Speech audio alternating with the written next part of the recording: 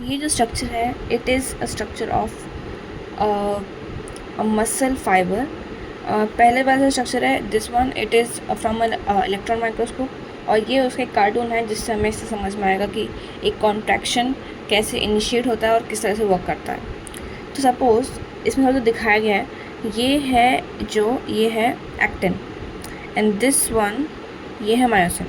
तो ये actin that is it's a light band और I band, and this is myosin मतलब anisotropic band या फिर थिक बैंड। और सेम इसके जैसे यहाँ पे दिया गया है, तो ये होगा यहाँ पे लाइट बैंड और ये डार्क बैंड। अब इसमें कुछ कुछ यूनिट्स हैं। सबसे पहले तो ये जो लाइन दिखाई गई है, ये दोनों लाइन है, ये एक जेड लाइन है, ये दूसरी जेड लाइन है। सेम ईयर ये एक जेड लाइन है और यहाँ पे दूसरी जेड लाइन है। एक जेड लाइन से लेकर दूसरी जेड लाइन तक जो एरिया है इसको बोलते हैं एक सार्कोमेर। सार्कोमेर होता है अ यूनिट ऑफ कॉन्ट्रैक्शन। मतलब जब कॉन्ट्रैक्शन होगा तो ये सार्कोमेर छोटा हो जाएगा, और जब मतलब सार्कोमेर छोटा होगा तो कॉन्ट्रैक्शन होगा, in the sarcomere will return to it position after the excitation. तो जो मतलब फिर इसके कुछ जोन्स होते हैं जिसको हम देखते हैं कि कॉन्ट्रैक्शन के टाइम पे वो डिवाइड छोटे होंगे कि नहीं होंगे। सबसे पहले तो ये है हमारा एक्टिन और ये है मायोसिन।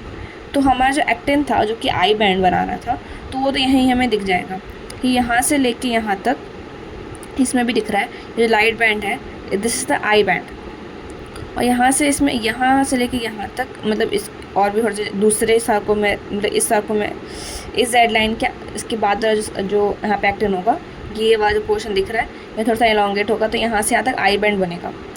और यहाँ से लेके यहाँ तक which is the myosin, this will form the A band, this is the A band, this is the I band. और आई बैंड के बीच में होती है जेड लाइन्स और ए बैंड के बीच में होती है यहाँ पे एम लाइन। इसमें दिखाई नहीं गया है बट यहाँ पे लिखा हुआ है कि यहाँ पे बीच में होती है एम लाइन जो कि इसको कनेक्ट कर रही होती है, इसको होल्ड टुगेदर कर रही होती है। यहाँ पे होती है जेड लाइन।